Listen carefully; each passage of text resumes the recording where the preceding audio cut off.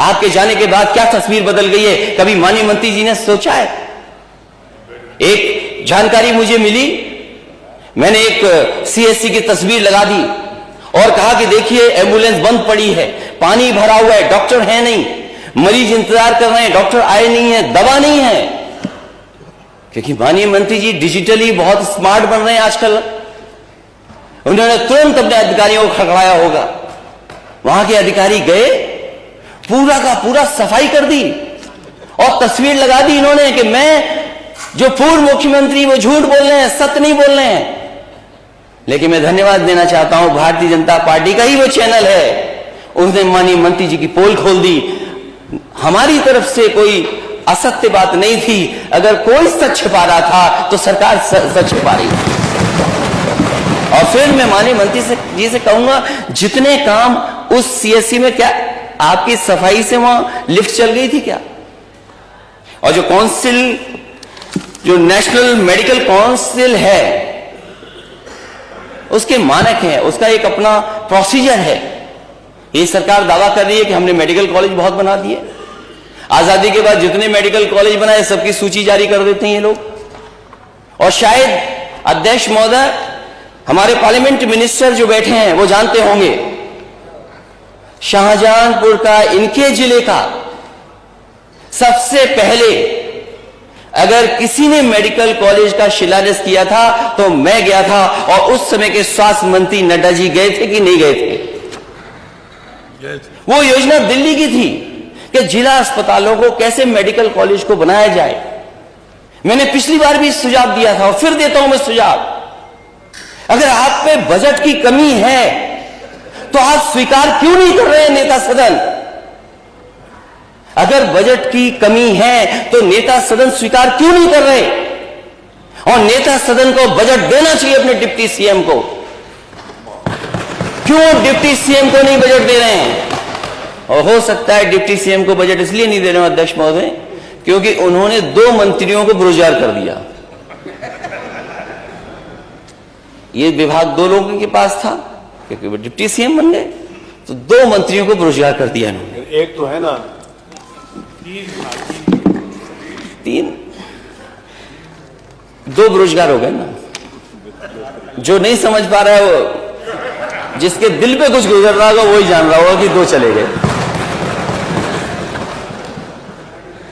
और ये सरकार जो निजीकरण का रास्ता अपना रही है, ये स्मोक स्क्रीन है कि हम विश्व से सबसे अच्छी फैसिलिटी दे रहे हैं। लेकिन सच्चाई ये है कि ये हमारी संस्थाओं को बंद करना चाहते हैं, ये हॉस्पिटल भी बंद करना चाहते हैं, ये सब प्राइवेट हाथों में देना चाहते हैं।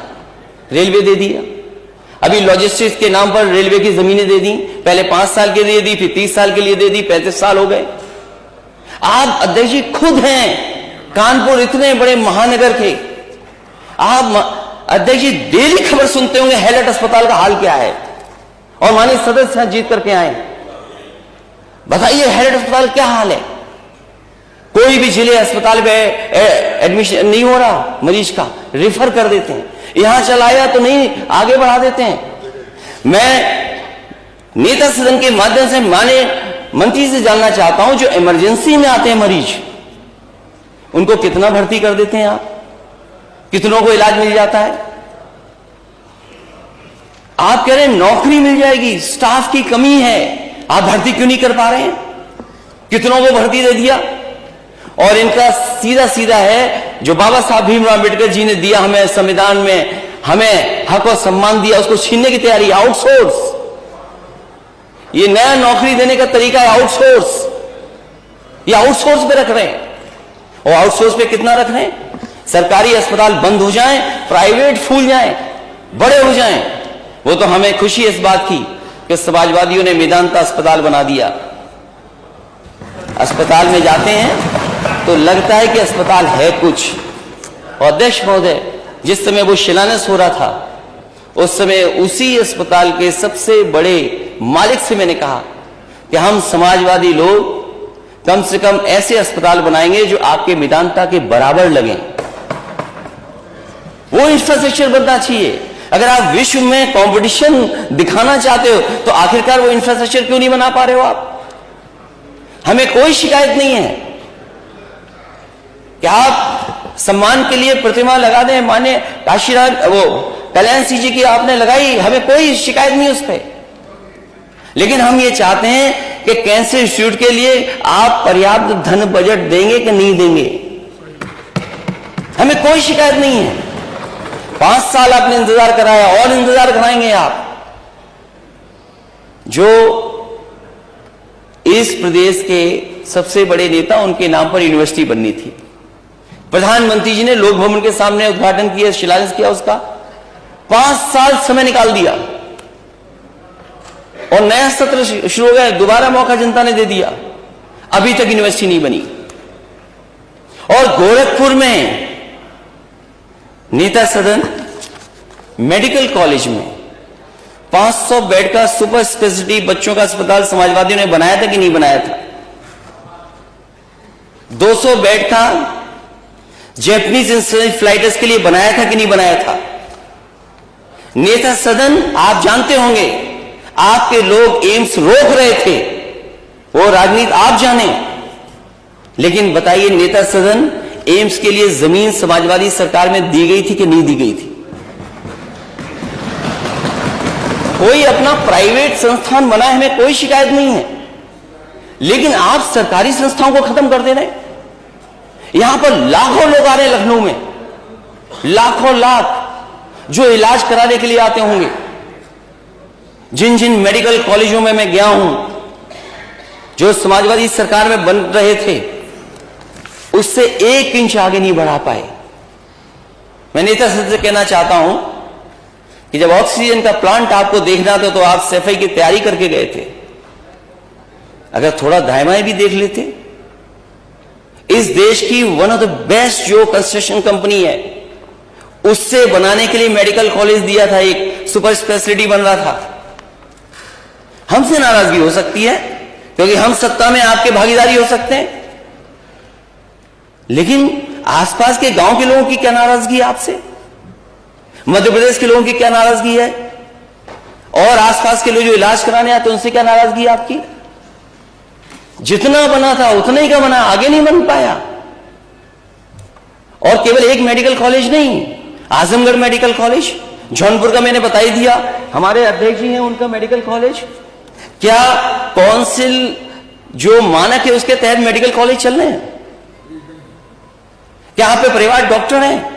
जब आपके इंस्पेक्शन के लिए लोग आते हैं तो आप नेता सदन जानते होंगे, अधिकारी लोग मिलकर के इस अस्पताल के यहां पर, इस अस्पताल के यहां पर ऐसी मान्यता ले रहे हैं। आप कैसे डॉक्टर तैयार कर रहे हैं? आप भविष्य क्या होगा डॉक्टरों का?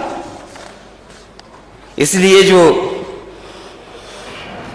पीएससी, सीएससी, जिला अस्पताल, मेडिकल कॉलेज, इनमें आप पर्याप्त डॉक्टर्स को उपलब्ध कराएंगे कि नहीं कराएंगे? और जो सुविधा मिलनी चाहिए गरीब मरीज को, वो सुविधाएं आप दिला पाओगे कि नहीं दिला पाओगे? 1 रुपए का पर्चा 10 रुपए का कर दिया आपने, जांचों में भी पैसा लगेगा।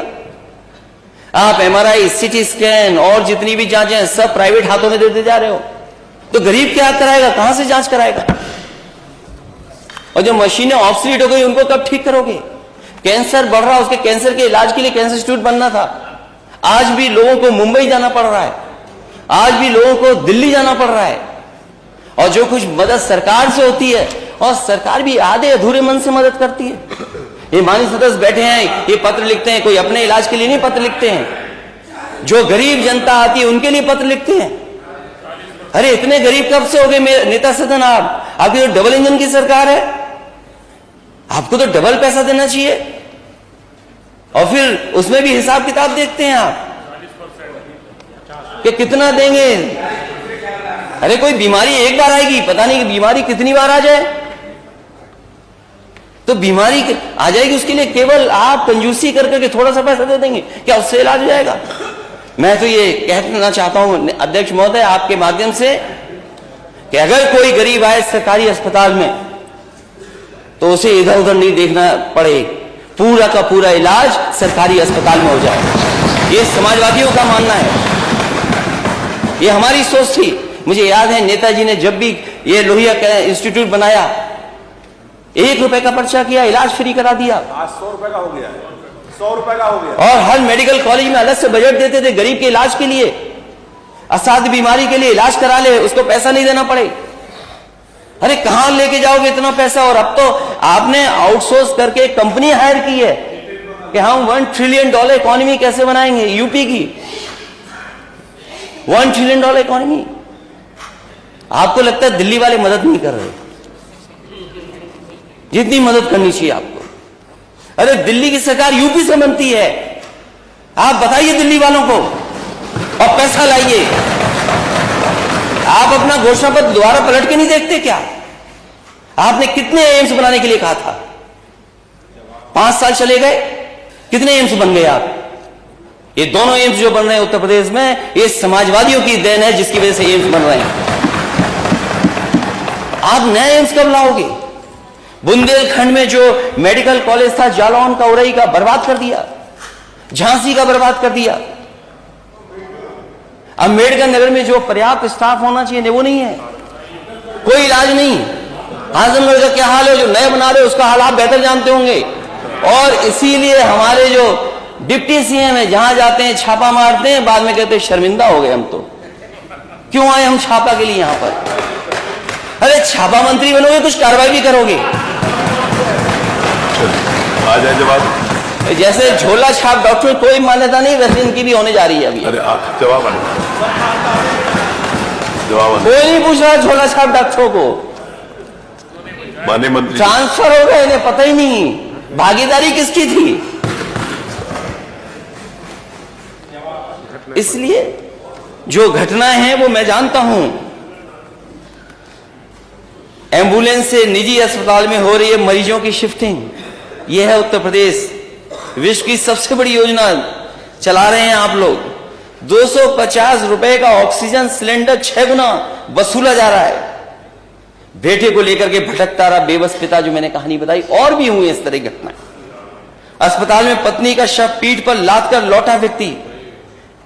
क्या दिन देख रहे हैं हम लोग। और प्रसव के दौरान जच्चा बच्चा दोनों की मौत।